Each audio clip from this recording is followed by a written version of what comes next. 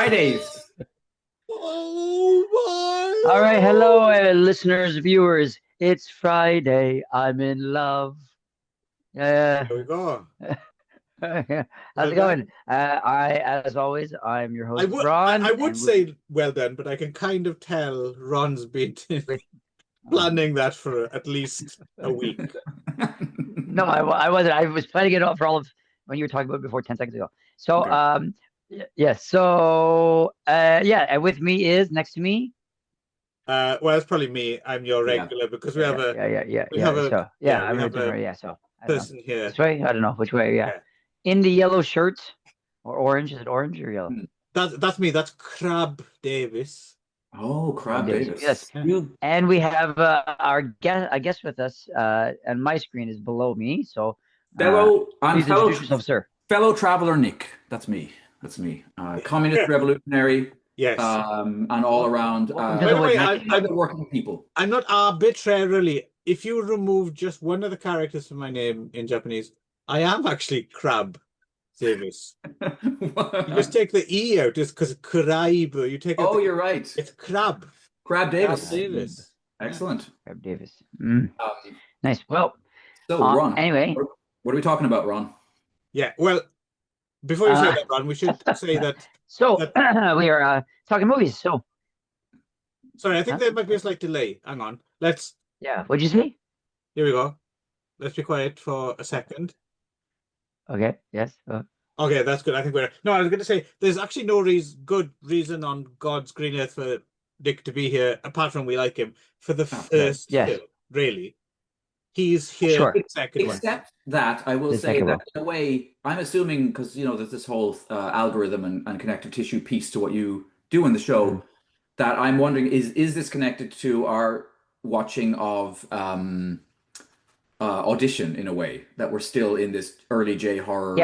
we basically I was gonna say that we got kind of stuck in a Japanese cul-de-sac here. Okay, Um, yeah, this is like our That's third easy to show with do. Ron yeah. This is like our literally lives in a Japanese cul-de-sac. There you yeah. go. That's true. Yeah, yeah. Right now, this is one right here. The yeah, it's like our third show with only Japanese movies now, or is that right? Or Something like that, fourth yeah. now, Long may it something continue. like that. So we got yeah. So we're yeah. Anyway, so I get to experience a lot of Japanese movies I haven't got around to. So which is and I forget what are we even reacting to? I can't remember what was the last cul-de-sac. The last, well, oddly enough, we're both reacting in the same way. So the last thing we talked about was Right, cold it fish, was which was your cold fish, choice. right? Cold Yeah. fish, right? Oh, Cold fish, yes. Okay, so we're reacting to cold fish. Have you seen cold fish, Nick? no, no.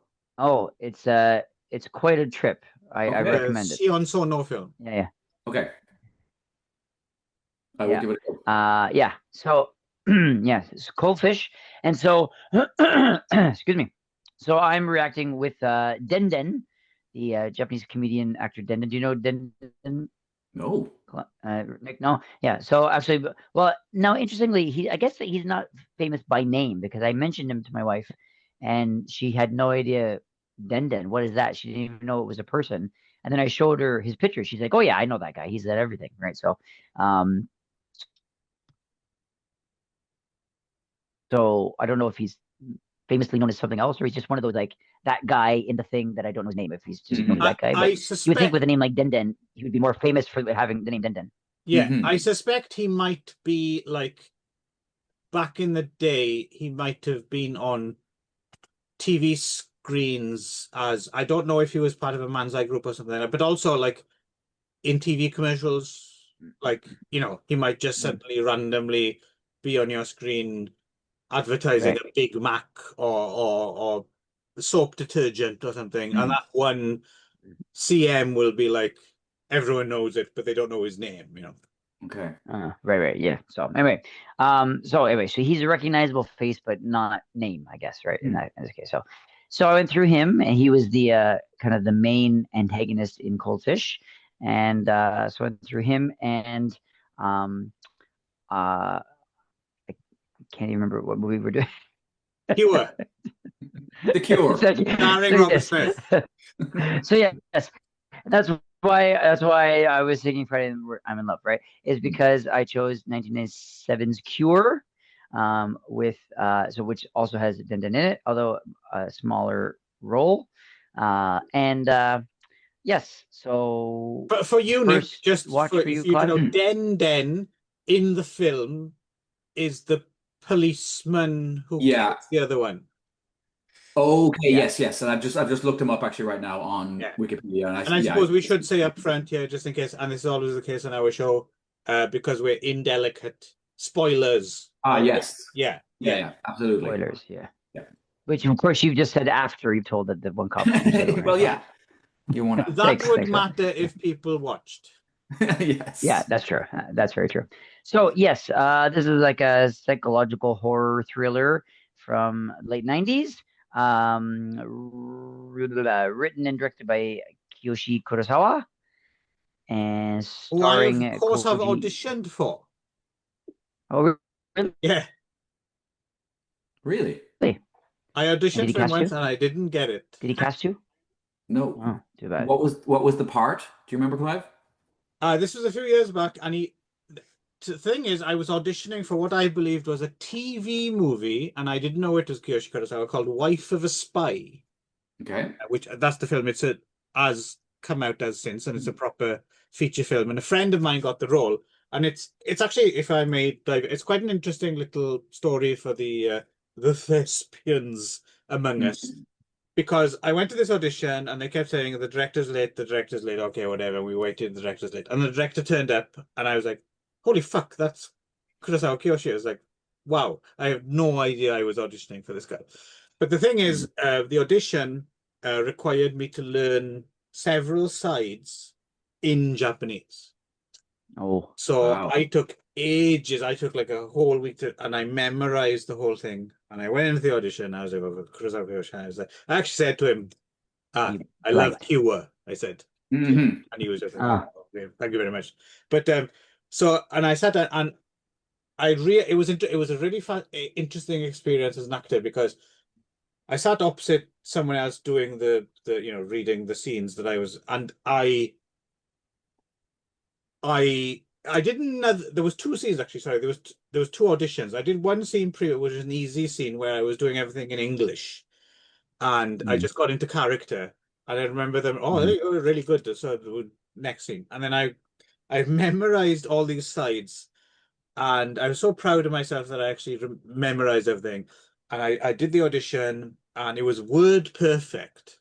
And then when it was finished, Kurosawa was like, oh yeah, good, okay, because he was there. He was like, can you do it again and do it like a bit less light this time, a bit more heavy, a bit more kind of world weary or whatever? Because the character's supposed to be this very world weary British person in Asia during the rise of fascism. That was like the backdrop. So I did it again, but because I was like so locked into getting everything right in Japanese, I was almost forgetting to act the scene, if you see what I mean. Yeah. It wasn't as though I was bad, but I just wasn't, and he said, okay, and he let me do it twice, and I went out. You were thinking too much about the language rather than about the character or the acting, right? So yeah. And then I left. That happened and to it was me. interesting. So prior, as I said, the director took a while to turn up. So as it happened, a good friend of mine, David, a British guy, he was there and he was in a foul mood. Like he just didn't want to be there and he didn't want to do this. There's a lovely guy, but he just wasn't in the mood. He didn't want to do the audition and he hadn't bothered learning the lines or anything. And he was after me, the audition. And I remember as I was going out, I turned around and I saw David, who's a large guy, bigger than me, just kind of trudging into the audition room, just like looking really like a big kind of like reluctant toad or something. And I was like, fuck, he's gonna get it. He's gonna get the role because I realized that's what they want. They want that. And I was walking back to Shibuya Station. And I almost turned around and ran back and said, "Let me do it again. I know what you want. I know what you want now." And and by fuck if he didn't get the part. Wow. And it was just an interesting experience for me in just like sometimes you just you know about this as well, Nick. Like, sometimes you do like something on stage and you do it 10 times and then the 10th time you figured out how to do it, and it's too late Yeah. by then because you don't have any Mhm. shows left, Mhm. right? Yeah, yeah. Yeah. Mm. So I was gonna say, I would imagine the most awkward part though was when Kurosawa came back and explained to you that there wasn't actually a movie and that he was looking for a boyfriend and that you had what it was gonna that's right. take. Yes. Yes. And yeah. Kitty, kitty, Yeah. kitty. Yeah. I had Kitty, my kitty, own kitty, back. kitty, kitty. Yeah. Um, Yeah. anyway, that's awesome. Thank Great. you. Thanks for sharing, That's Clive. That's the kind of thing that I think so people you've might actually be useful to. also spoiled how you think about this movie because you already said that you told him Ah, that you loved it. So this is Yeah. true. Yeah. So yes. Yeah, I do. But he Yeah. did give us yeah, spoiler warnings, Ron, right. so we're Yes. okay. Yeah, Yeah. yeah. So So for yeah, that includes for you too as well. includes you too. Okay, good. Yeah. So a quick summary, I guess. Right. So oh, sorry. It also starring Koji Yakusho as the main detective, our frustrated protagonist, Mhm. and also Masato Hagiwara, who Mm. plays our antagonist, and Kunio Mamiya. Yes, and yeah, so it's basically like kind of a starts as a police procedural, but yeah, the psychological horror about detective who has several cases of people who have committed murders but have have no reason to do it and like they remember doing it but they don't know why they did it, and a lot of them are still like upset that they've done it but they don't know why, and they so it's very, very kind of strange and kind of mysterious, and we at the same time we see this Mamiya character who's this kind of enigmatic, mysterious kind of like looks like he has no short-term memory at all, and he basically can't remember Pat like he's like a goldfish, like he's like Right. 1 second later he's forgotten everything, and he just keeps answering like what, who doesn't Right. know who he is or where he We is. see him, and then eventually it's strung together that all the people who committed the murders came into contact with him, right? But we don't at first know that, With right? him, yes. So We just see right, scenes of yeah. him drifting around and meeting different people, and they're trying to deal with him, and then they all kind of end up dead or killing people, And right? there's a Mm. ritualistic element to the murders too, right? Where an X is, and Right. this is a connective piece that Next, the yeah. police are like, why are these murders happening with this ritualistic thing, but none of the people have any connection to each other and don't seem Mm. to be part of a cult or anything. They're obsessive Right. X Factor fans, I think. Uh, yeah, That must be it. yeah. Yeah. Yeah. It was. Yeah. It was. Yeah. So. Um. Yeah. So anyway, continues, and he's sort of finally putting the pieces together and figures it's this guy, but he's like really frustrating because you can't interrogate him because he doesn't give any answers to anything, and then they gradually figure out that he's been into like hypnosis, and that he figures out that he's been hypnotizing these people and basically getting them to do these murders, and so it gradually kind of comes out, not clearly, but you get kind of the impression that actually this guy is not so much. I keep getting phrasing, sorry. That he's not so much a like a no short term memory like kind of strange guy, that he's actually just like this kind of serial killer mastermind genius who knows how to do this like almost like a magic trick basically, or making people do what he wants for them to do. Or And so he is possessed by a older, greater power that's kind of channeling him, mm, right? yeah, that's yeah, Yeah, it's hard to know if he's a yeah, it's victim. vaguely hinted at, but not, yeah, yes, yeah, Yeah, yeah, whether he's a victim yeah, or he's a monster or he's some kind of combination of both. Right, yeah. right. Yeah. So So, but I don't yeah, either but of you there's seen this lots of sort of seen this film No, before. no, I no. hadn't. Oh, okay, interesting. I had a feeling Ron hadn't seen it before, but I assumed you'd have seen it, Nick. But okay, Mm. No, during that era, I was fairly obsessively watching all the Miike films, and then I would have watched, Ring and maybe some of the Ring adjacent stuff. But I think Kurosawa, for some reason, my mate Ed Brisson, who writes for Marvel Comics these days, he was a big fan, and so, but for some reason, it just at the time I didn't.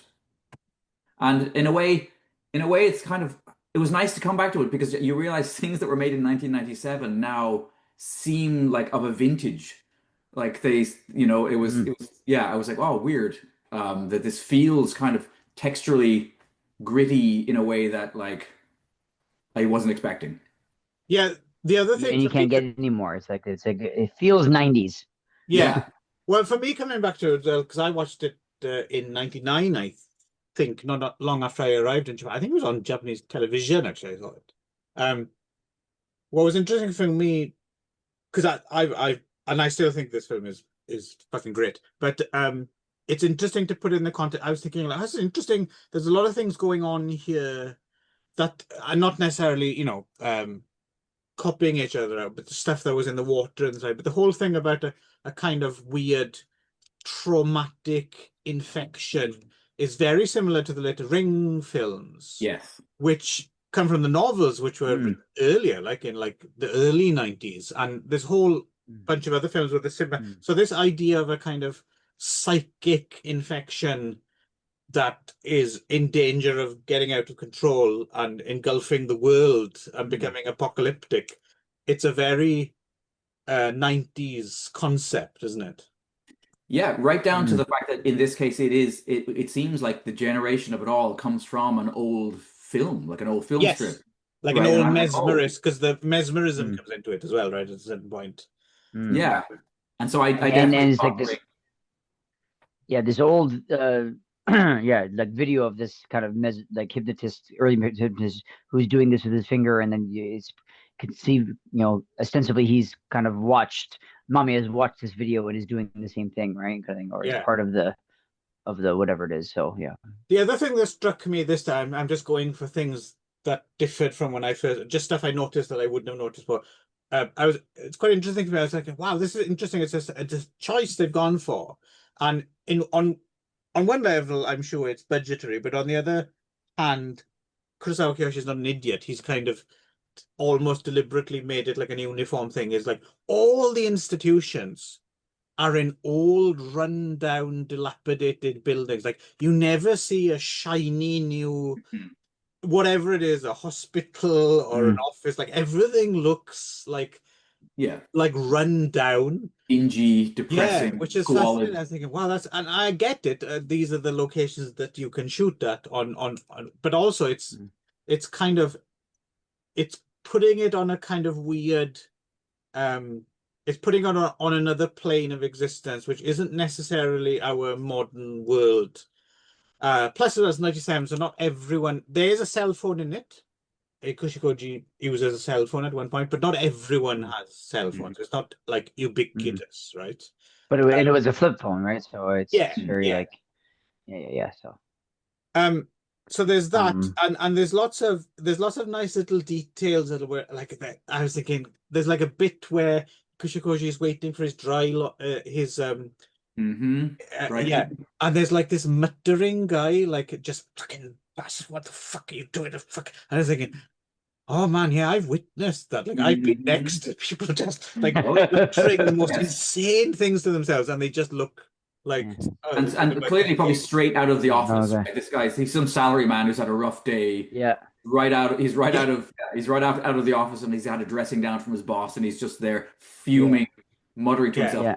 But it's interesting because it also lays that you can understand it like, oh, this is how this infection takes seed, right? Like there's a the land is fertile for this, right? Like everyone has some sort of dispute or something that they want to like a deep held resentment that they're pushing down, but that with the right trigger can be turned to murder. Which is why, I mean, again, we'll get to both your opinions, but because I've already laid my card out, I love this film because it builds up this sense of dread, and the soundtrack as well. There's always something that sounds like an air conditioning unit or some fucking factory, really low in the mix. Yeah, and it's this building sense of dread, and you're just watching this film like it's police procedural. It's never boring, and it's like, oh yeah, okay, yeah.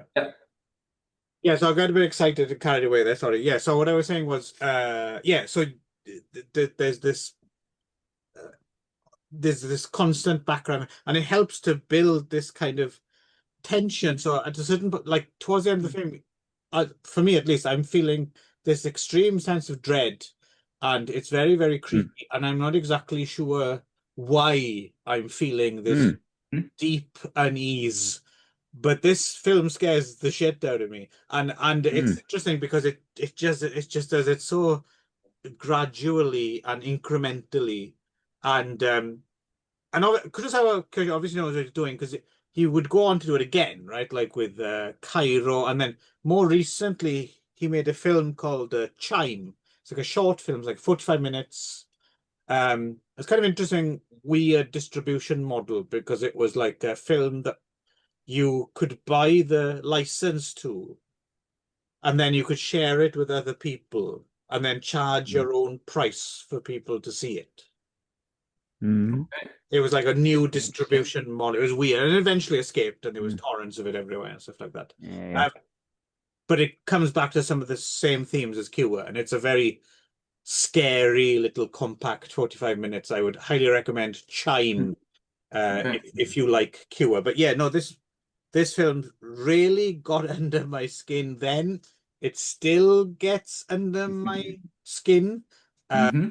Koji Yakusha's great. He always is. Mm. First film he made with Kurosawa, they went on to do a whole bunch of films together. And also the other thing, I think Yakusha Koji, like everyone talks about Yakusha Koji, but they overlook how good Hagiwara Masato is in this film as well. Mm.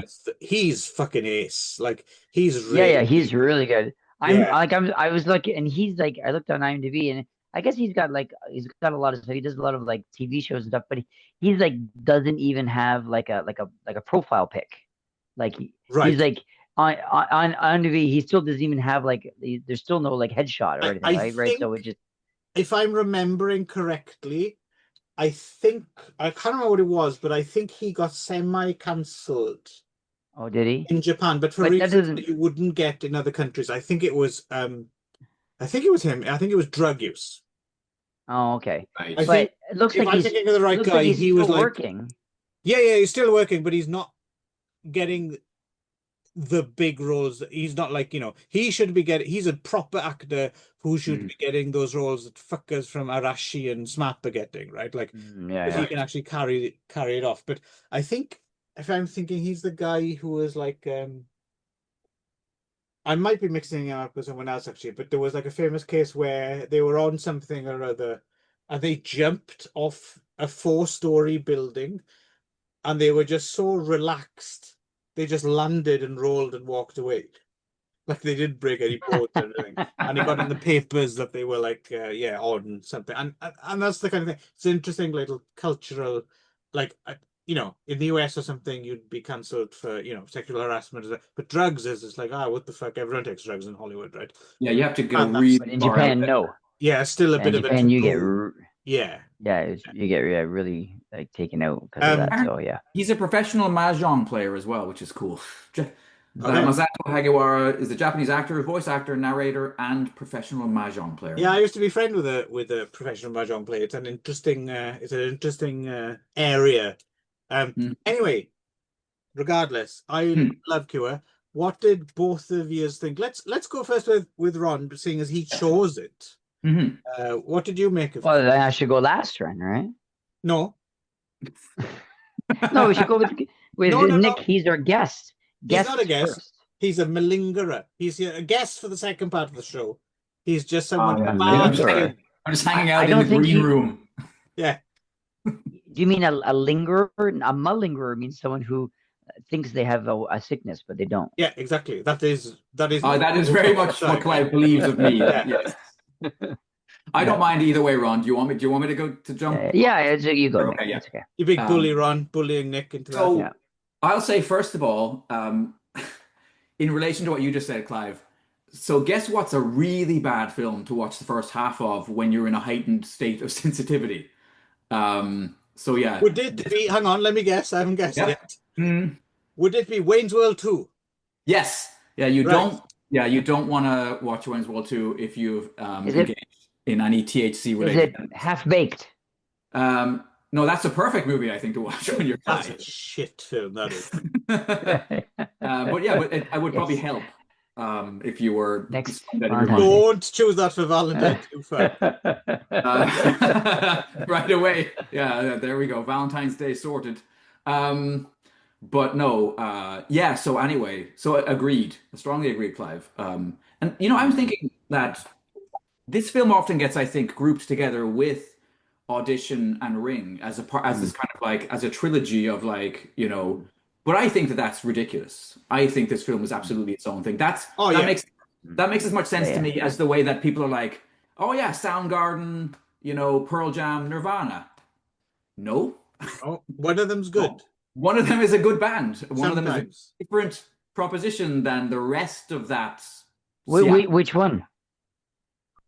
Are we Don't really try going to being enter into this funny debate? now, Aaron. We're How doing No, serious no, cinema. because I love all those bands, so I don't know which one you actually liked.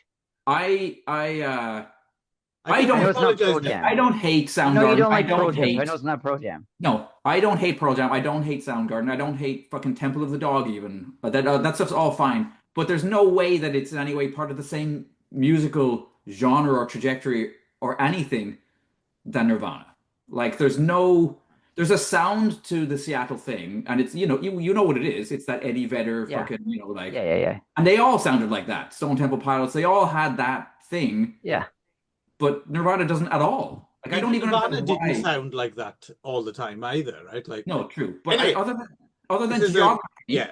but this is the same thing. This is like other than geography and timing, I don't see what this film has to do. I can see that there's a horror thread. I can see that there's a kind of, but I don't know. It just to me it seems like a much more No, you're right, but it's worth noting that there is clearly something in the water that all these films they're not related in any way, shape, or form. And this is almost like an art house horror film, and Ring is just a full-blooded kind of mainstream horror film, for example, right? So they come from very different, and plus it comes from a book that existed before this film ever came out, right? right.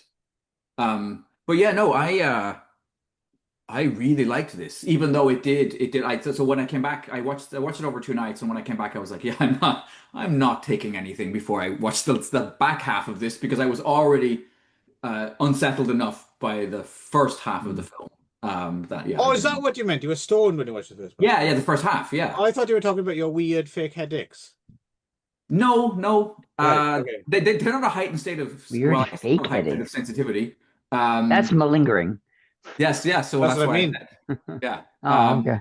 Yeah, no. I had chewed on some delicious peach flavored gummies, and then fuck me, that was a mistake. Even just the soundtrack, that low rumbling shit note kind of like thing that goes throughout the film, just Yeah, it's pretty creepy. yeah. And then you're right. So I think you hit the nail on the head, Clive, when you talked about this idea of like mental illness in some ways is this not just this undercurrent, but it's almost the villain of the Yeah. piece, right? Because we didn't mention this, but our lead frustrated cop, our like Maurizio Merli or whatever of this film, has a wife who has schizophrenia, right? And she's kind of struggling throughout the film, and he, as it turns out, at one point gets into it with We should our say it's never spelled out that she has schizophrenia, right? But right. I guess maybe I was in the reading around the film. That's what's suggested. Yeah, but she's got something going on. That means he comes home and like she's got is it the tumble dryer that's on that's got nothing in it or whatever? Yeah, the dryer's on and it's empty, and and there's a lot of raw subtle little steak things. on the This is a film plate. you have to pay attention to as well, right? This Yeah, is she's- like She's getting lost regularly when she's going out to buy things at the shops and stuff. She's struggling, and he's increasingly, but inwardly resentful. And this kind of doesn't bubble out till later in the film when he, because another thing about our villain, I guess, if that's what he is, or victim villain, he's although he doesn't remember anything, he's always really probing. He's looking for people's, he's asking them questions to try to get at what is going to be able to, he can use as a trigger, what's their deep-seated resentment, and in his it's case, almost like he's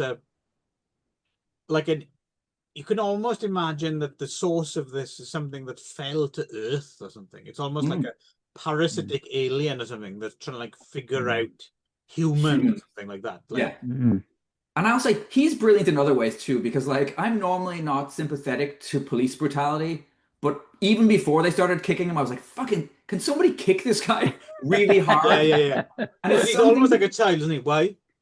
Why is that then? That Why? is, But it's selective. Right. Like every now and again, Yeah.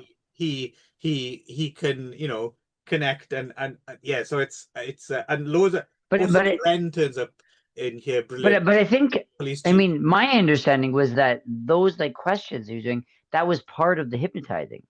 Maybe, That yes. was that. It Yes. was, No, I think that was it. It was like he knew he was doing all along, and that the rhythm of the kind of the pattern of the and lulling them in this kind of sense of Yes. like kind of agitation, but kind of like this very kind of his style of speaking and the rhythm and the patterns was all part of the hypnotizing. It wasn't just and then he would do the lighter at the end, to kind of seal the deal. But all those questions yeah, were I think you're part of right. it, right? It was all, Yeah. Either he knows or whatever's inside him knows what to do, Yes. yeah. right? But Depending on how you his perceive body it. language and yeah, what you're like that goldfish kind of thing, and that like I had students that like this in my time in That's what I'm Japan. gonna say. That's what's so brilliant Yeah. about it and very specific is the reason it works, I think, is it wouldn't. So they've been trying to remake this film in Hollywood for years, right? Have they really? Yeah, and the thing is, one of the reasons it might not necessarily work is because the communication works in a different way in the English language, right? And like to your point, Nick, sometimes I've had conversations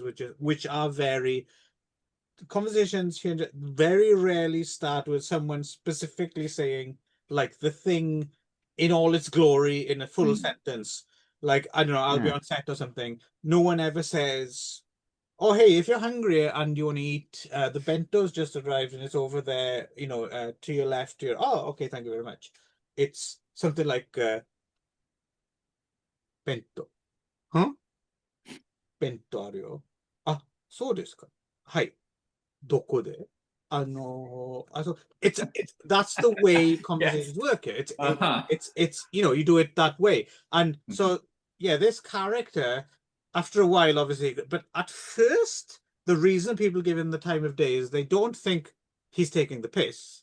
They just think, oh, he's just a young person and that's his way of communicating and he's not too sophisticated yet, right? So that's why it works, because it slowly crosses the line into people getting infuriated with him, right? But not straight out the gate. And I'm thinking if you're going to make a Hollywood remake, you'd have to totally rewrite that. That wouldn't work in the English language. Yeah. His I mean, and there's something like almost like physically spineless about him, like kind of this like kind of like he's always like He's very kind of boneless. Yeah, yeah.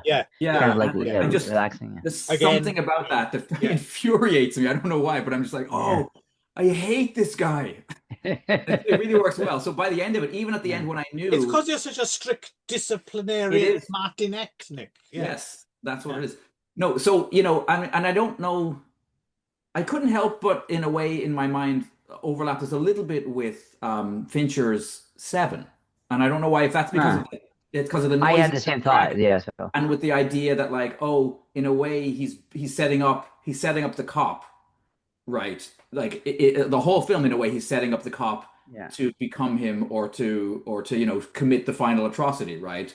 So even in that moment, though, when I know, oh, this is what he wants the cop to kill him. I'm like, yeah, but can you please just shoot him in the head anyway? Like, fuck that guy. Well, I think the cops, Yakusha Koji's main problem is that he wants to understand it in a way, right? That's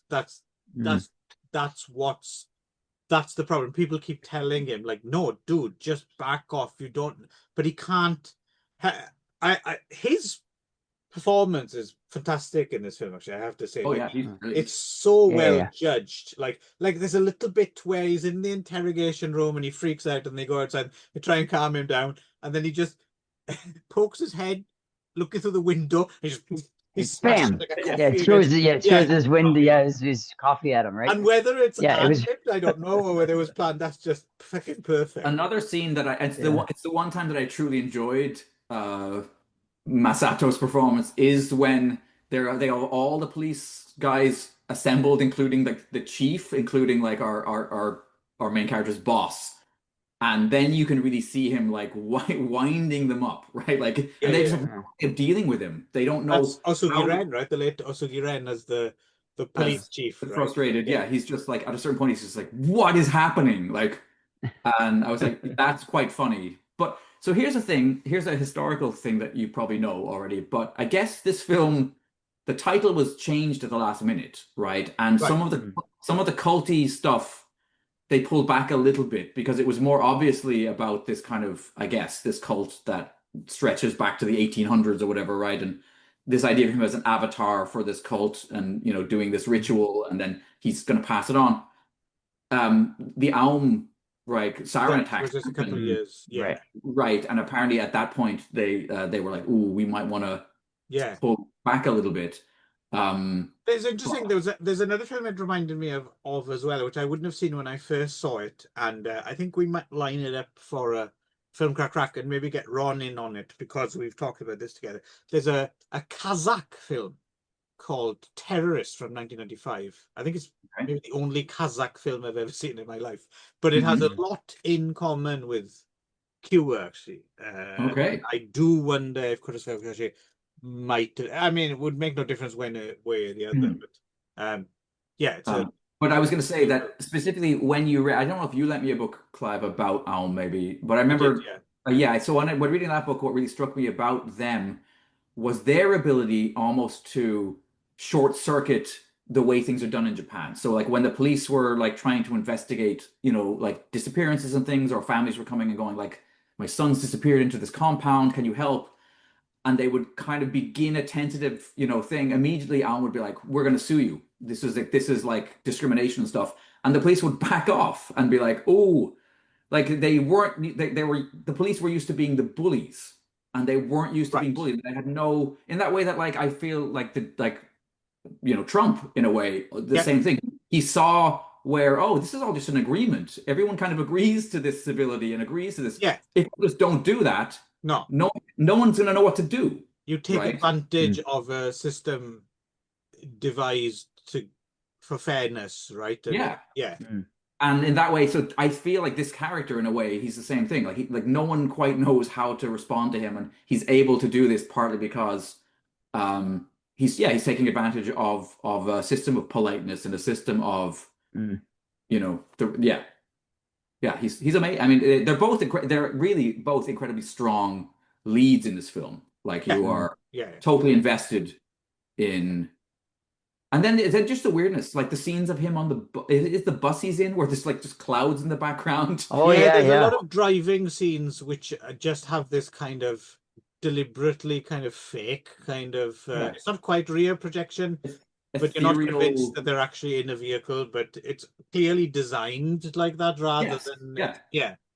and No, even that it's weird a barn. fascinating That and weird, Kurosawa, so this is the film that established. I mean, he'd made a whole bunch of films before this, but this was the one that got him international attention. Right? And it's easy to see kind of why, right? This is definitely Mm. him upping his game. I mean, clearly he hasn't learned. I mean, he didn't cast me, so he's a fool.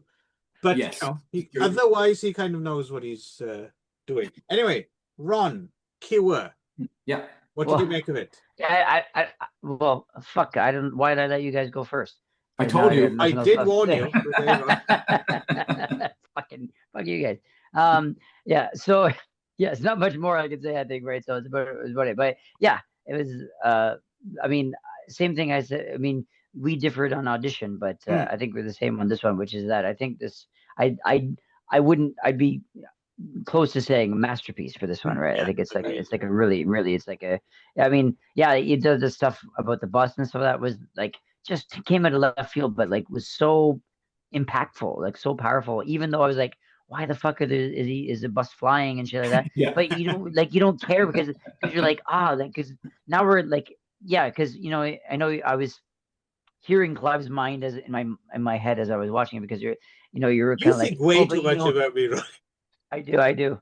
And I heard you saying like, oh, but that's your Achilles heel when you don't know what stuff's happening, right? Yeah, But again, just like audition, like this was like it was a movie where you don't always know exactly what's happening, but it works that way, right? Like yeah, it's meant that way. It's not like it's not a frustrating I don't know what's happening. It's like a it builds to the suspense. It builds to the kind of like the progression of the forward movement, right? So it was yeah. I thought like every scene was like perfect, right? Like it was exactly where it was supposed to be, and even the shit like was like what is that all about? We were like, but that's perfect, even if it didn't mean anything specifically or no, I don't really know directly what it means. It builds to the overall right. whole, right? It's It like it resonates was a missing emotionally piece, if it right? doesn't, Yeah, yeah, and logically, emotionally, yeah. right? So yeah, and so yeah, I think like yeah, I mean, not just directing, but again, if you said acting and the soundtrack, everything was just like perfect, exactly what it needed to be. Yeah, so it's like it was, and interesting that it's about. See, I didn't. I knew that they'd changed the title from it was originally called Evangelist, but I didn't know any of this cult stuff. I didn't really get any of the supernatural kind of elements. I was just like, he's a serial killer. He's like he looks like he's pretending to be dumb, but like he's actually like smarter than everybody else in this movie, right? So so I thought it was really like insidious and like he's basically like an evil genius was that I was approaching it, but I didn't even get this whole kind of like cult aspect of it, so because I didn't know about that element that was cut out, but yeah,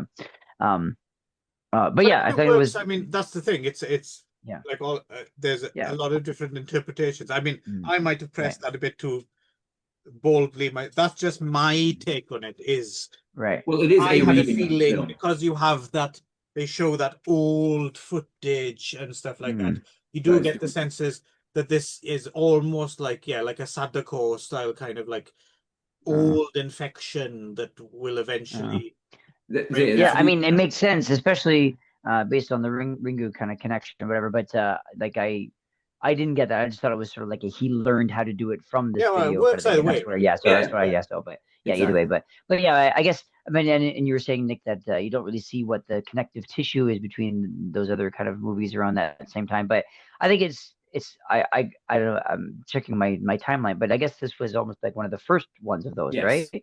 And I think maybe all like I would say those ones are maybe even though they have not a lot in common, I think they were probably at least partly inspired by it, right? So in terms of Yeah. Well, the there odd, is a ring from 95 as well, before the big hit one. There was like a oh TV right version. okay But like I said, I really don't think it's a matter of specific, oh, I'm going to take this, I think it is just hmm.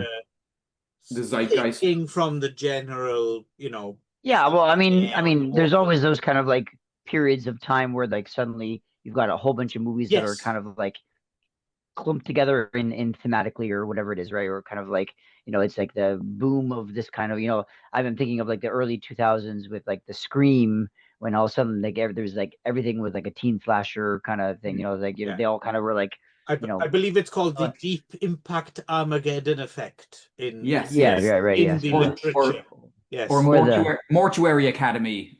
It's even funnier than Police Academy. You could always Well, no, that is a direct. I don't think that's a coincidence there. yeah. um Yeah.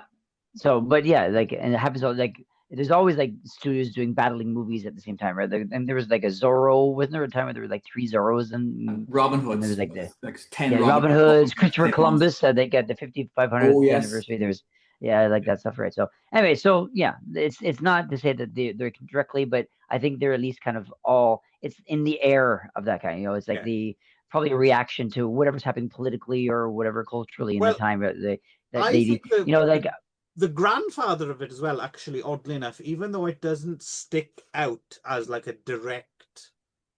But if you're thinking about that intersection of almost like a medical approach with horror, it's Cronenberg, isn't it? There's Yeah. something Yes. Cronenbergy oh yeah. behind all these films, I think. It's the Mhm. Canadian influence. There's something very Yeah, wrong yeah. with Montreal. Well, there's definitely, I mean, Cronenberg obviously there has a lot of imitators, like direct imitators, Yeah. Mm. but I'm not sure if people are kind of really, I mean, No, he you're right. properly just Videodrome. changed. Yeah, no, Yeah, Videodrome in a strange way, I do feel Yeah. there's something there. yeah. Well, You're even right, Mark. Shivers is basically kind of, it's a bit more visceral, but Parasites, it's body kind hopping. of it's kind of of a of a trauma infection thing, Mm. right? So yeah, no, Like Cronenberg interestingly, definitely. I read an article just recently, which was kind of interesting. I never thought about, which was it was talking about Batman and Superman, and it was talking about how that Batman as a character in the zeitgeist and in the culture becomes more popular when everything is going well in the world, Yeah. when it's relatively smooth and there's no big political turmoil issues, and then Batman becomes suddenly really popular because they sort of need the darkness kind of to balance it out.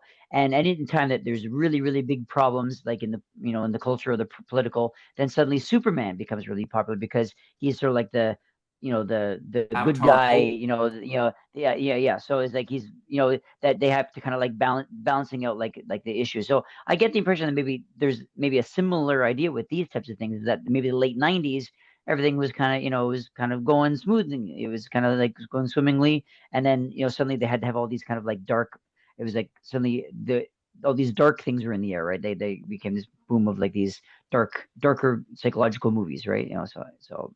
Again, I'm talking out of my ass. I don't know if that's true or not, but There's, I I mean, think what you're basically trying to say is everyone go out, burn your Stone Temple Pilots CDs. I think is what you're saying. that's what I was. Yeah, that's what Yeah. I'm taking away You from should the whole never listen thing. to them again. Yes. Big Bang Baby, it's a guess. I'm just gonna to maybe to finish. There's some quite good Reddit threads about Cure, including like some people who really like one theory, which I think is an interesting one, is the idea that his wife isn't suffering from schizophrenia. She has previously met Mamiya, and Hmm. that he Yeah, part of his that Actually, could work. part of his yeah, I actually grooming thought that at some point. part of his grooming of the cop to take over, because he does. The one thing is, I mean, we didn't say this, but he really is impressed by the cop. Multiple times he goes like, "Oh, Right. Sugoi, like you're a different kind of human than all these other humans." Uh, I'm so because he was like almost and like immune to him, right? He was almost yeah, immune to it. Yeah, so and then gets this idea of like maybe he can take over, maybe he can be mm, the uh, next, you know, mesmerist, right? But yeah, yeah. but the idea that the wife, so in a way, just ratcheting up his tension, so he's done this to the wife in order to get this cop to, yeah. Anyway, Right. But it's a also because he's almost maybe uh so dr- driven to discover the truth to the detriment of everything else, right? Which right. makes him Mm, almost as unempathetic in a way. mm, Yes, yeah, So yeah, they're kind of like a Janus yeah, face, and mm. I mean, mm, we could talk about this film Yes, yeah, yeah. all day long, really, in terms of yeah. and that's a side of it. And I'm really pleased that that you both enjoyed it as well, because it is Mhm. I think it really is a quite a It's remarkable, masterful actually. piece of Yeah. work. Yeah, Yeah. It was definitely. so yeah. The other thing I want to say is that it's interesting that they chose um, not interesting, but that they chose the kind of the theme of like kind of mesmerism and the hypnotism, because the movie itself was very kind of hypnotic and Yes. mesmerizing. Oh Yeah. yeah, So yeah.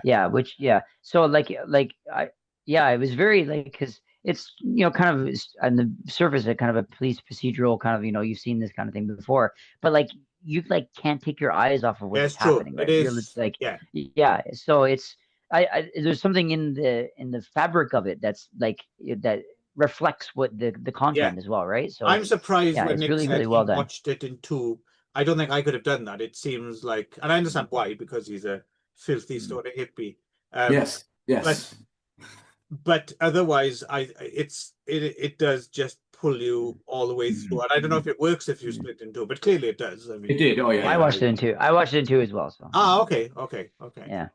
But no, it So it was. did. Yeah. So yeah, Yeah, it's yeah, strongly recommended. I think yeah, this is yeah, really. yeah. I'm proud of myself for choosing it. Good job, Ron. Yeah, Well yeah, done, Ron. nice. Nice. No, it's Yeah, definitely a, I might not have seen it otherwise, Ron. So Yeah, I wouldn't. I just sort of like stumbled across. I was like, well, I'm gonna go through Den. Let's see Den's list, and then I was like, oh, this one got good rating. I'll pick this one. I'd right. never heard of it. I didn't know anything about it, and so you're like, oh, excellent, yes, nice, right? So yeah, I hadn't given Yeah, any thought I don't about it. know if So it's like it's not just that on its own, but I think it's an interesting one because it doesn't fit the.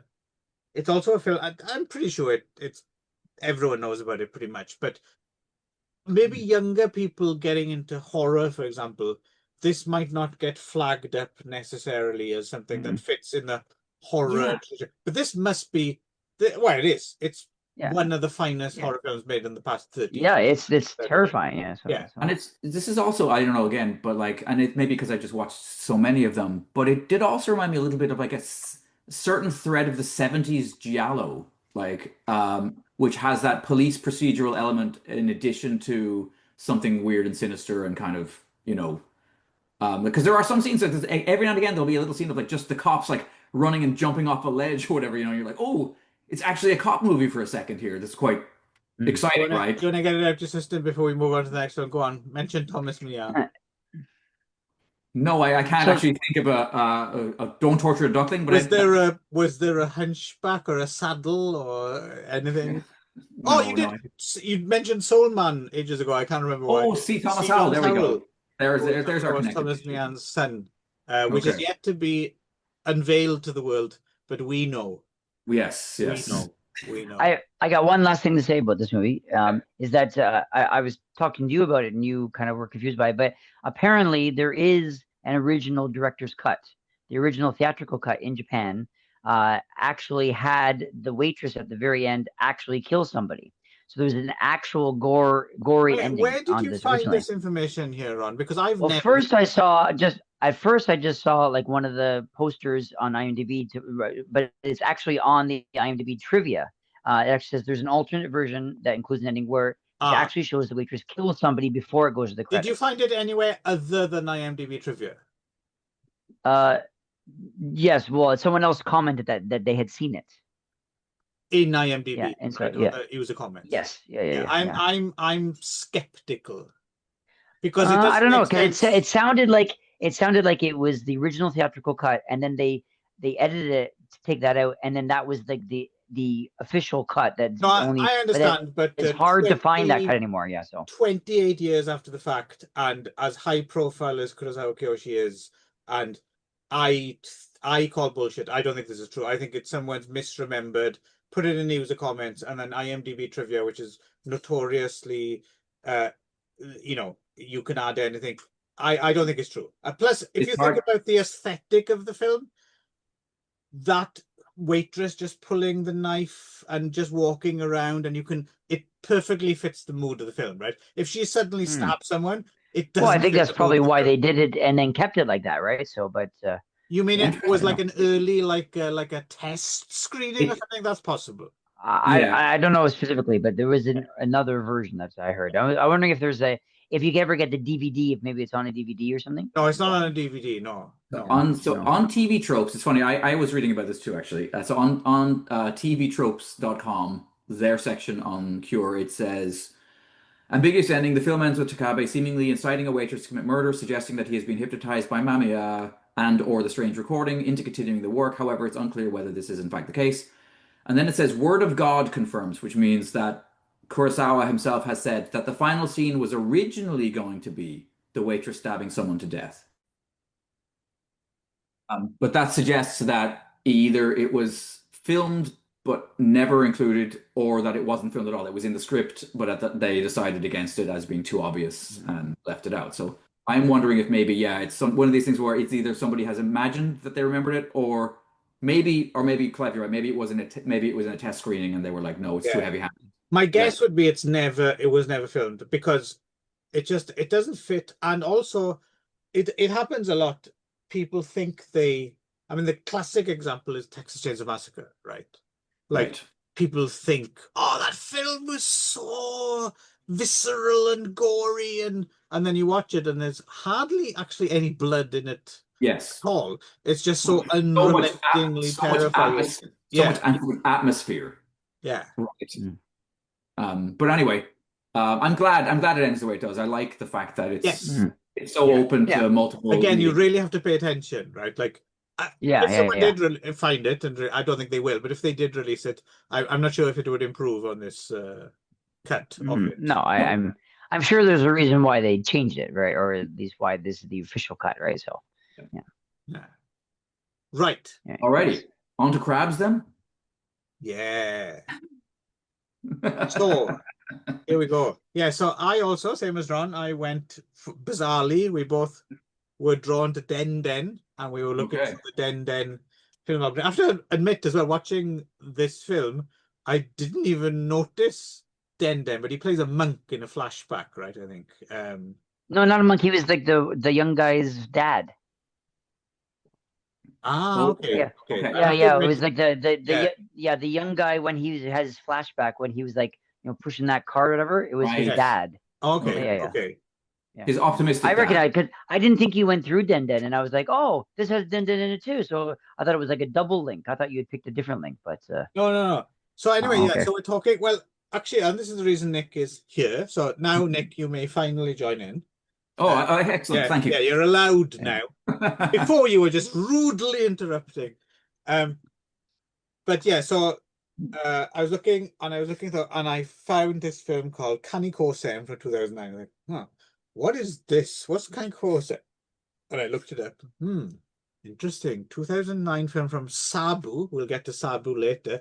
And it's based on a book from the what's this? And I went down this whole rabbit warren. I refuse to say rabbit hole. Sure. I refuse to say deep dive. Yeah, I know. And then I was amazed to find that this flew right over my head because I was here in 2008. So basically there's a novel from which we may or may not talk about. We'll get to that in a minute, who read what or whatever. But there's a book by Tajiki Kobayashi from the 20s called The Crab Cannery Ship in English translation, or Kanikosen, which is very much a socialist, well, in that way that a lot of deluded leftist writers of the 20s were before we knew exactly what communism was, is a very pro-communist kind of takedown of capitalist tendencies, particularly in the fishing industry. And I'm doing the bingo card right now. Nick's going to mention The Death Ship at some point by B. Traven. Yes, published in 1920. To be fair, published in 1926. He's allowed to do it this time. Published in 1926, right? So yeah, there we go. So around literally within a year or two of this book, and it's hard not to wonder if the author was aware, or I don't know, but of course Tajiki Kobayashi famously was tortured to death by the police, right, in just prior to his 30th birthday. So it's a whole fascinating backstory for this. Well, there was a lot of leftist agitation in the kind of Meiji period, right? Yes, there anarchist groups, there's communist groups, there's all kinds of stuff going on. There's the secret police, and it's a very, I mean, Clive, you and I watched that Lady Snowblood film set kind of during that. Yeah, well, specifically, it's this is more Taisho, right, which is one of my favorite historical periods anyway in general, because it's the Ero grotesque period and Edgar Allan Poe and all that. Right. But anyway, for some reason it resurfaced in 2008. No one's quite sure why. KANIKOSEN becomes a bestseller again. And there's even like manga versions. People are tired of doing overtime in their offices for asshole bosses, Clive. That's why this becomes suddenly. I mean, I think it's slightly simplistic because that's been going on since the 60s or 70s. Why it happened at this point, but for whatever reason, something happened, and there's even a science fiction manga I found, like a KANIKOSEN in space. Awesome. Which is kind of interesting. Space crab cannery ship. Yeah, so I chose the 2009 version, but I was like, as soon as I found out about the book, I'm like, holy fuck. Not only is this a book I want to read, this is exactly the kind of book I would choose to talk about with Nick on our Literary as Feck. So this is Magic Morning Wood as Feck collaboration. And so I was kind of keen for everyone to read the book as well. I read the book. I know I read the book. Nick, you read the book. Did. Ron, did you read the book? I got the other version, like the cheaper version, which may or may not have been done by as you say, a machine translated. Okay. How was it? How did it read? I'm very curious. It didn't read well. Okay. Yeah, but I'm not sure if it read poorly because of the translation or because of because again, it was some other guy's name was on it. So it either was a machine translation, that guy did a poor translation, or I just didn't really connect with the original source material. So I'm not sure what it is. So well, the alarm bells, the reason the alarm bells went off, the same as you. So hang on, Nick. Did you read the same version I did? Did you read the one mine wasn't cheap. The stories with mine wasn't cheap. I was thinking pay 4,000 yen for it. Yeah, that's the one. Yeah, that's the one I got as well. And because I knew it's the translation of the full novel, and apparently it's never been fully translated before. Although since I have found another version on archive.org, which is a semi-translation of some of the novel and other things by Kobayashi Tachikage, which is kind of interesting. I can send you the link if you're interested. And But there's several manga adaptations apparently of it too. yes, Interesting. never been translated again, I don't think. At least into English. Maybe into, it seems to have been more popular in Spanish, for example. Okay. But no, I remember the reason I found that cheap version as well. And the only reason I was like, oh, I wonder what this is, because it's like $4, and that's interesting. And I just clicked on the author name, and suddenly there were like dozens and dozens and dozens of so-called translations of Japanese books, which I'd always wanted to read. And I was like, wow, how do I not know about this extremely prolific translator? So I looked it up in Google and stuff, and there wasn't any definitive, but it seems, yeah, it's either machine translation, he's not a real person, or he's stealing public domain earlier translations, which would be fine, and not morally, but they would be fine for our purposes if at least they'd been translated properly first. So I didn't know if that was the case, but judging from what you say, Ron, it's probably not, right?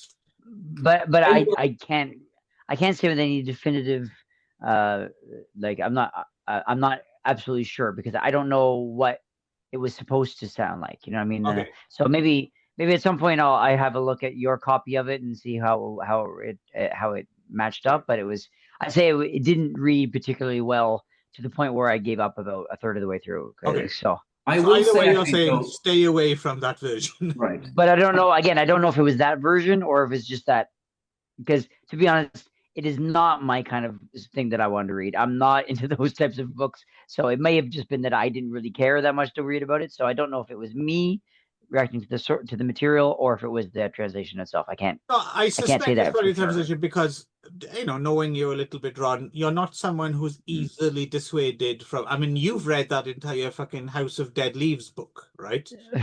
Yeah. Well, so, yeah. You're not easily dissuaded from a challenge. But at the same time, it might just have been gibberish. It was. Yeah, but it was a lot of it was. I was saying I got about a third of the way through, and I was like, I'm not actually getting anything out of reading this, because I wasn't gonna. I knew I wasn't gonna get anything that I could by finishing the other 2/3. I wasn't gonna get any more information that I could use. Right. So I was like, there was no point in me continuing. I thought so. Right.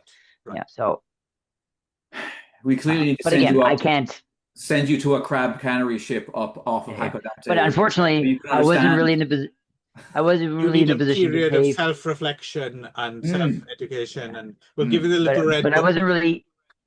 Yeah, but I wasn't really up for paying like 4,000 yen for the book. So unfortunately, And I will say this. So I think the first third of the book actually is crazily overwritten.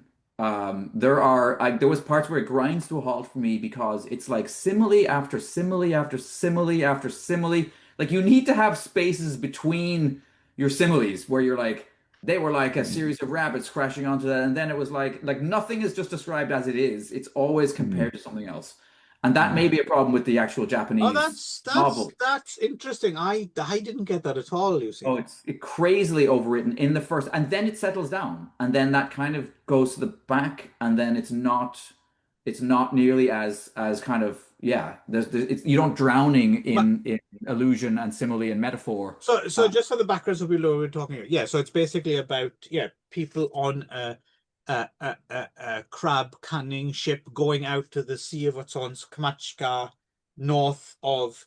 It's mostly people from Hokkaido, right? Hakodate, people from Aomori, some other poor people, very poor people. And right off the coast of Sakhalin, which is an island. I had taught a student, a girl who was born there, Russian girl here in Canada, and she said apparently some very famous novelist, some very famous Russian novelist, I can't remember who it is, one of the big ones, said like Sakhalin is literally the asshole of the world. Yes, I've heard this. Yeah, I can't remember who it is.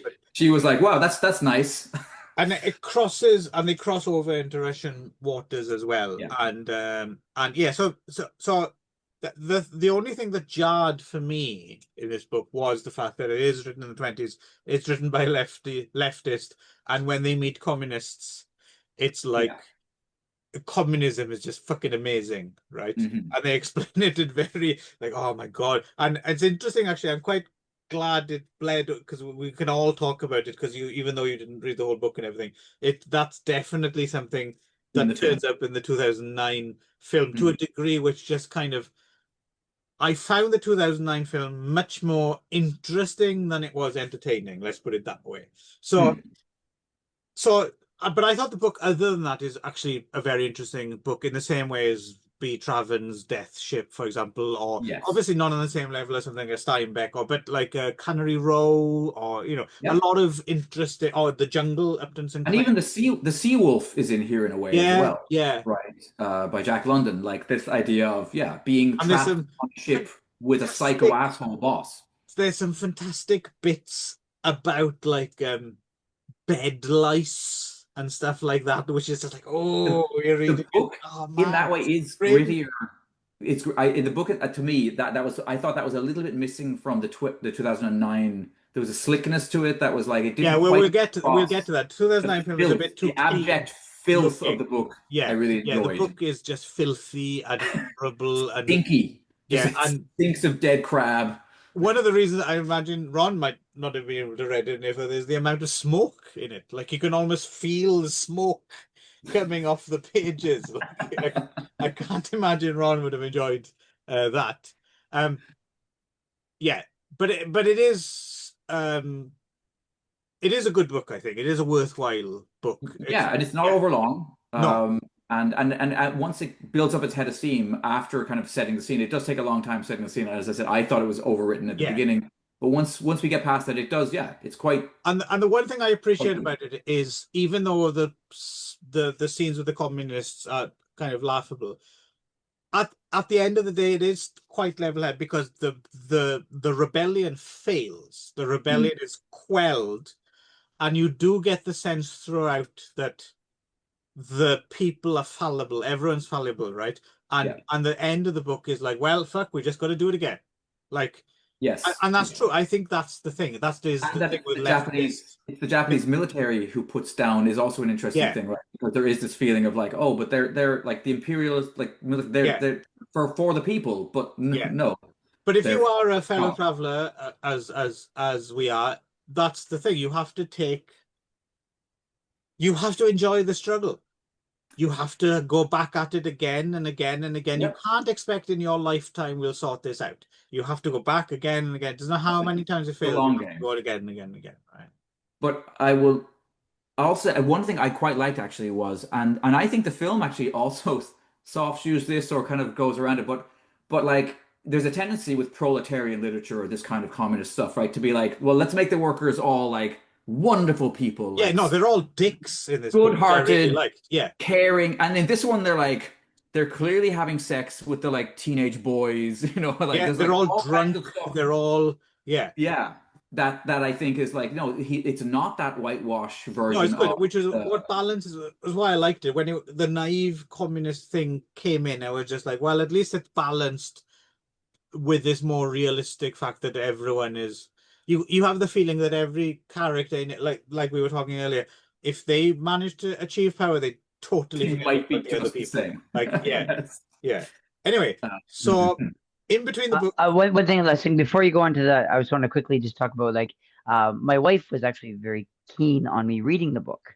And so when okay, I told her that we were doing this book, she was like, "Oh, you're doing KANIKOSEN." Like she like perked up and got like really excited about it. she probably And remembers it from and the 2008 boom, right? no, Oh, because well, maybe she is from that, but not from the movie. She didn't even know there was a movie. okay. And so she didn't know about this movie at all. But she was really, and so she really wanted me to read it. And so I told her I'd found this kind of cheaper version, and I was going to read that. And she was like, "Oh, well, you should get a better one." Da da da. And so she was kind of the same thing. And she had found one that wasn't on Amazon for like 3,000 yen. But then she was like, just fuck it, just do whatever, right? So she got to give up at the end. But at the same time, there is a cheaper version that maybe I might read at some point in the future, just to because my wife wants me to. Mhm. Right. No, Yeah, so. it is interesting just in terms of I might just be, but I am very interested in the subject matter and also just that particular time and place in Japan as well, Yes. pre the rise of fascism when there was this Yes. kind of interest. And It's a fascinating thing. I So 10 days, I should say, cruising the docks of Hakodate back in about 2000, and actually right around the time that this book probably was. Hang on now, Nick. Do you really want to use the phrase cruising Oh, the I do, docks? yes, yes. Yeah, okay. I had a sign that said You had your sailors. leather chaps. Yeah, and a sign on my deck that said sailors board me now. Right. Nick, But the no, human In the toilet Navy. open Jen, for service. Yeah. no, Jen and I did actually spend over a week in Hakodate in the mid 2000s, and it's a great city because I've never been there. I've never been to anywhere in Hokkaido, actually. it was clearly Yeah, it's great. still struggling in the kind of like you could see where all these giant shopping malls had closed down, and they were empty. They had two shops in them, and like the escalators weren't working anymore. And we went to some sort of protest. Funnily enough, we were like stumbled in. There was a guy on a young guy on a stage, and there was a bunch of people there. And I didn't catch any of it because my Japanese is non-existent, but I did catch the words Hakodate situation, which were in English for some reason. It was like Nandoka, Nandoka, Nandoka, Hakodate situation. And ever since then, Jen and I have often talked about like what is the Hakodate? Did they mention crabs? Well, I didn't know the word canny probably back then. Or Did Guy N. Smith give a speech? but yeah, that was the first place I ever ate squid. Was up there in Hakodate, and they have all these manholes and murals of like huge sea beasts. Like it's everywhere. It's crabs and squid, and you can see the squid boats out there on the water. If you go up Sounds on like my Hakodate. kind of place. You would love it, Clive. You should. You It's and Norton should nautical definitely. as fuck. It's absolutely nautical as fuck. Yeah. The dock is crowded with the squidding ships, right? And they're covered in lights. They've got these massive lamps all over them because they go out, turn all the lamps on at night, and the squid come in, and it's an amazing thing to see. And you can go up, No, that you can sounds take a squid boat. You can go if you want to have the KANIKOSEN experience. You can go up there and pay a couple of thousand yen and go out on a squid boat and go That squidding. does sound good. That does sound good. Anyway, Okay, so back to the between movie. the book and the film that I chose, there Mhm. is another film adaptation from the 50s. Mm. Did either of you have a look at this? I saw a few pieces of it, but I haven't seen the whole thing. Okay. Unfortunately, no subtitles for this one. Yeah. But I had a look at it. No, not a great print available either, but it is quite faithful. I was going to say it seems more faithful the to book. me. It's quite faithful to the book. The one thing they do add, which isn't in the book, they add this kind of sympathetic doctor character who Okay. isn't in the book at all, I think. But There is a doctor in the book, but he's not particularly simple. Like No.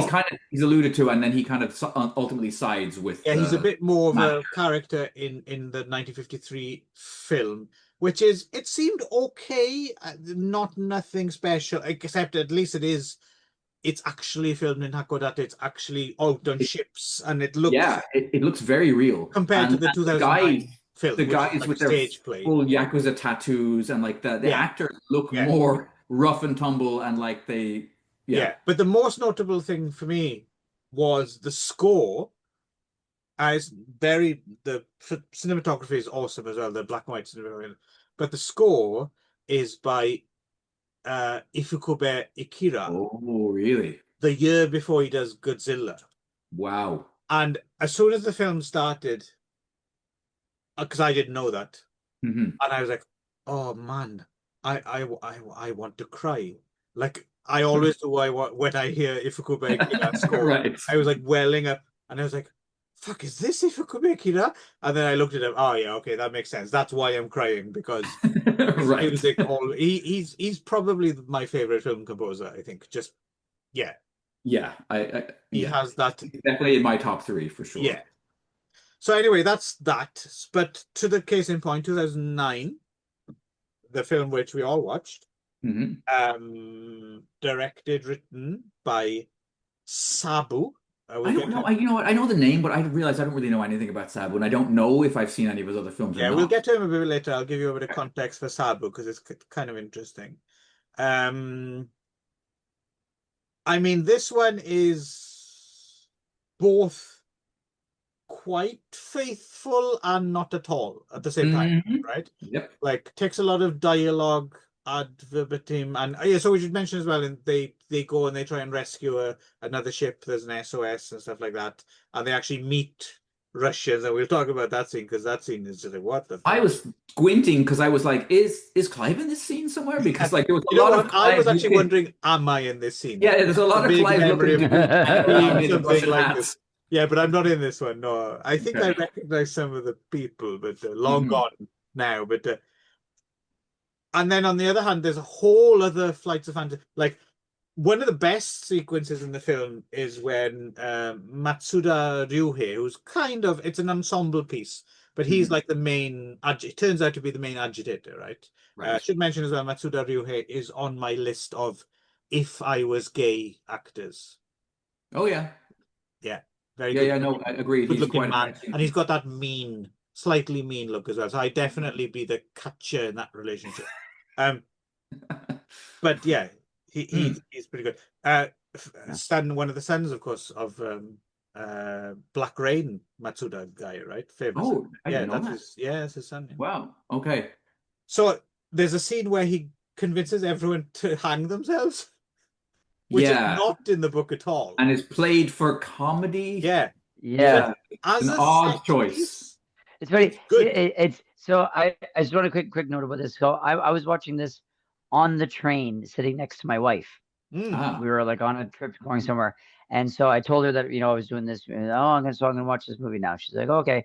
And so I'm watching the movie, and it's 22 minutes in, and she leans over and she goes, "Are they all gonna hang themselves?"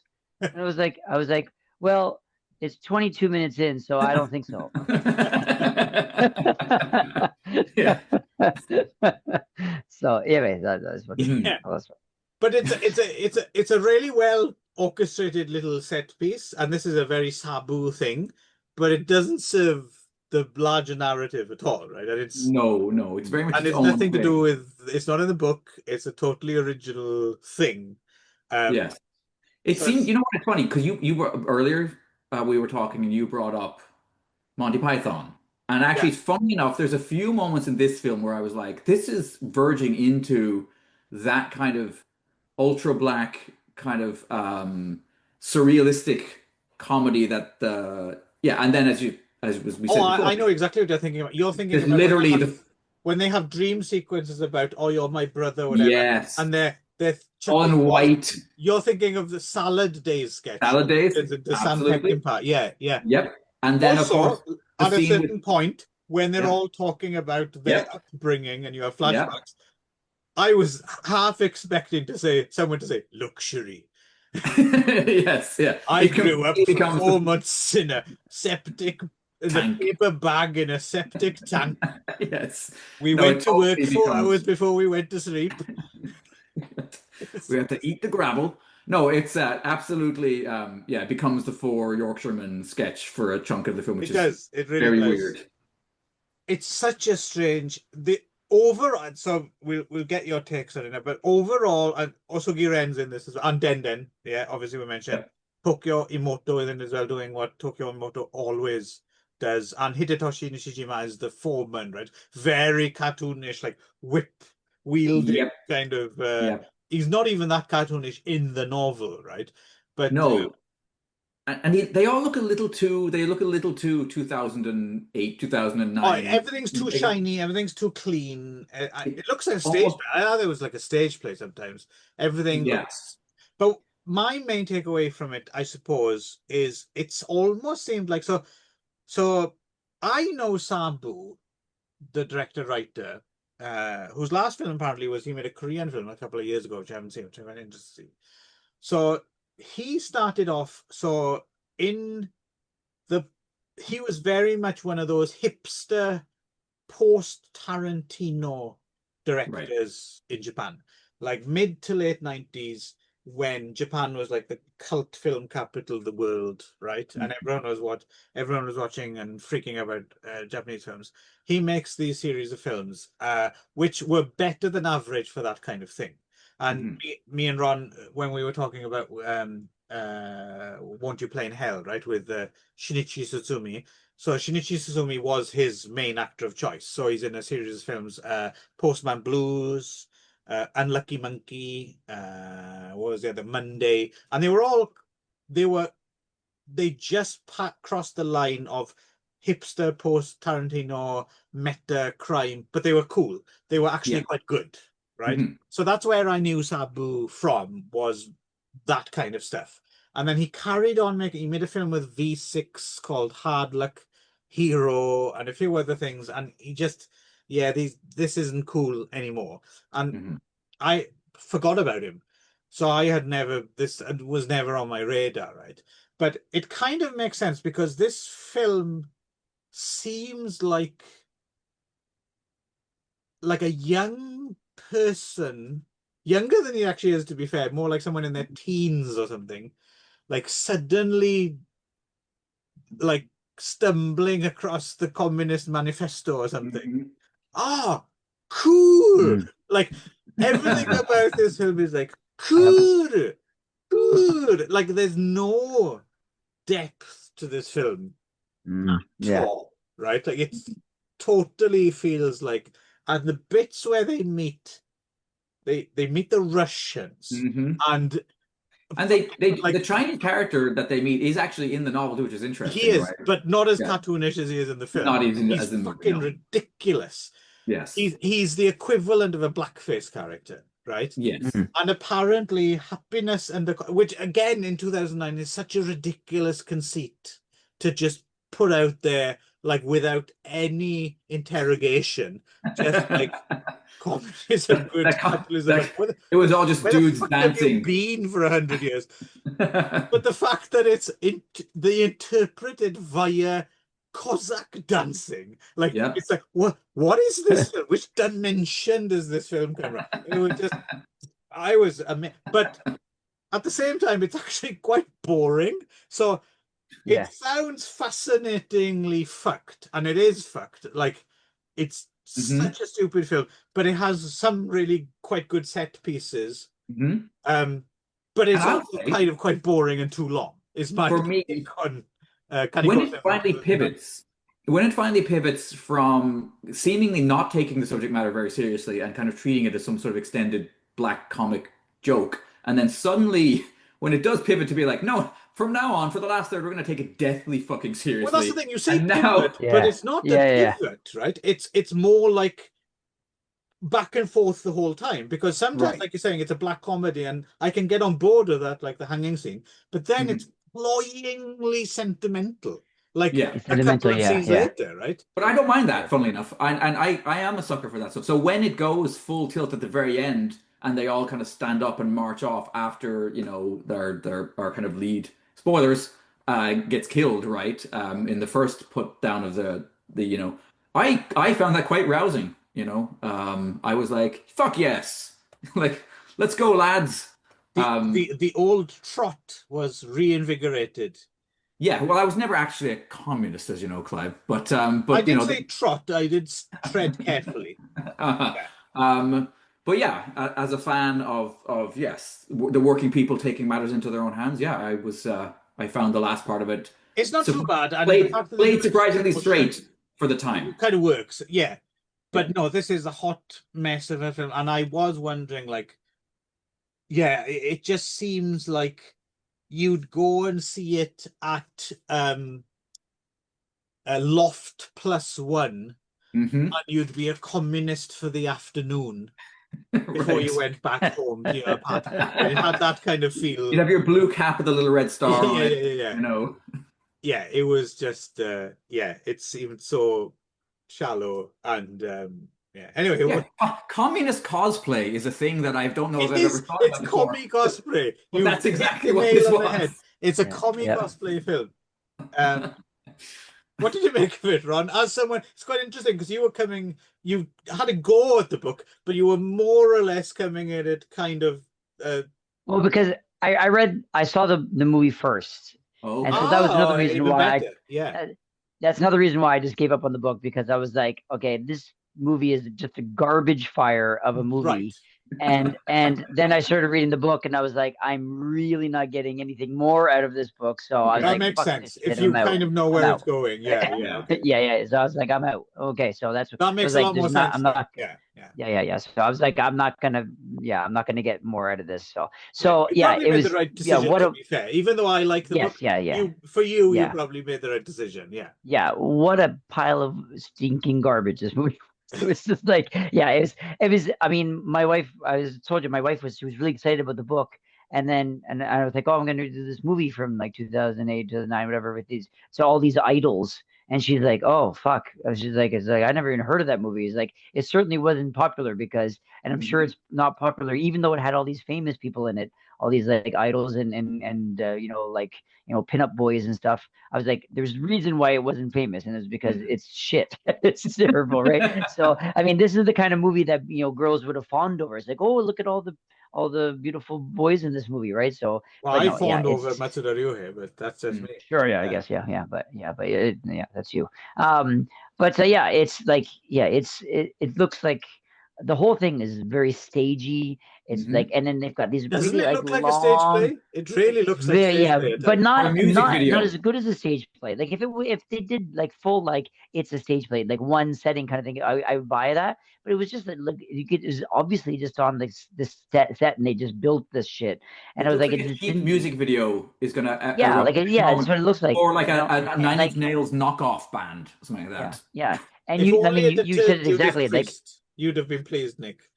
Yeah. That's you true. said it exactly. Nobody in this movie or connected with this movie has any idea what it's about. They have no idea what they're doing, Yeah. what they're supposed to be saying with it. Exactly what I said. Yeah. Oh, isn't this cool? Right? Yeah. Yeah. So for Yeah. some reason it became popular again. Like, let's do a movie of it with all these pretty Yeah. boys, and like it's just it's empty. It's just like Yeah. it's Yeah. like, oh yeah. It just yeah, And it the was, thing is, yeah. It turned my stomach it though. Like, sounds, and it's from people who don't understand, don't, yeah. it sounds really condescending to say that, right? It sounds really Yeah. condescending to say that, but it's fucking true. It's It absolutely is, yeah, true. They just he cast all of the like the popular guys of the time, right, who are in like whatever band or whatever TV show, and then none of them have any idea what's happening, right? They're just like, hey, let's do this, and yeah, I don't even know how else to say it, but it's just like it was just Yes. really, really, really awful. The likelihood It of was any of like, them having worked on a crab cannery ship or really having worked on anything that was unpleasant anything, in their lives. But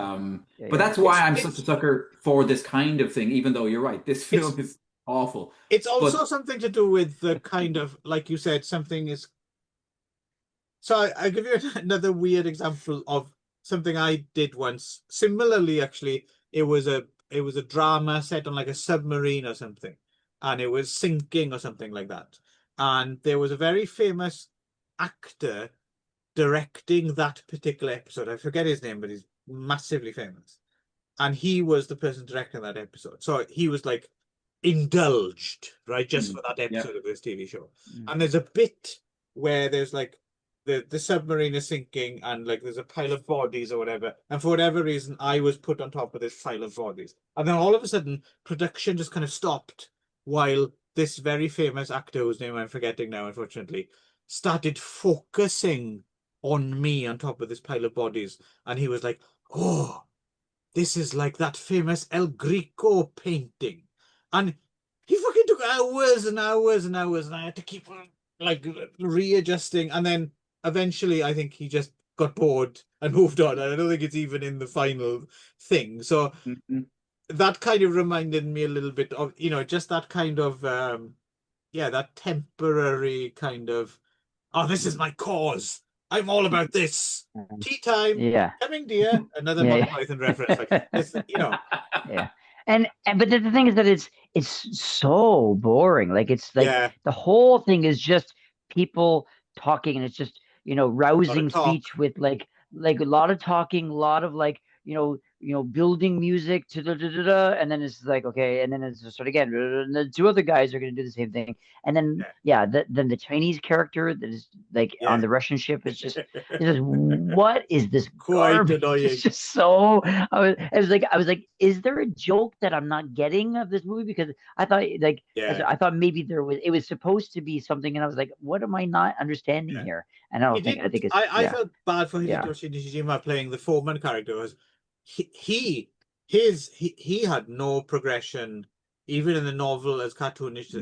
Like that's all he had to do was just come on and go, okay, you pigs, you have to work for the Japanese Empire, and no matter what happens, he just does it again and again. And it's just oh man, you they didn't get to stretch your acting muscles much. I was like even like I was like even in like the worst movie, like show some character development of some kind, like he's still a human being, for God's sakes. I mean, like even the most evil human being wouldn't just like I don't know. So I don't know. I've had a few mustache twirling, isn't it? When you see I've had a few. It was very mustache. Yeah, without the mustache. But I've had a few bosses, particularly. I remember a taco restaurant I worked at, a chain that will remain nameless for the moment. And the owner of that place, he was right out of this. I mean, he was the equivalent. Joseph Stalin. He'd beat you when you weren't filling the tacos fast enough. He did. Yes. So anyway, we're running out of time here, and I think we all want to go to bed or whatever. Nick's gonna go wank or something. But I'm gonna go plant gladiolus bulbs, but then after that, yes, probably. Is that an euphemism? It is my euphemism. Yeah. So we have to go. But I think before we go, I think we're all going to imagine ourselves. There we go. Let's play some volleyball. Come on, Nick, join in. Don't be a spoil sport. I don't know why I'm doing this. Because it's in the film, motherfucker. Oh, volleyball. Play volleyball.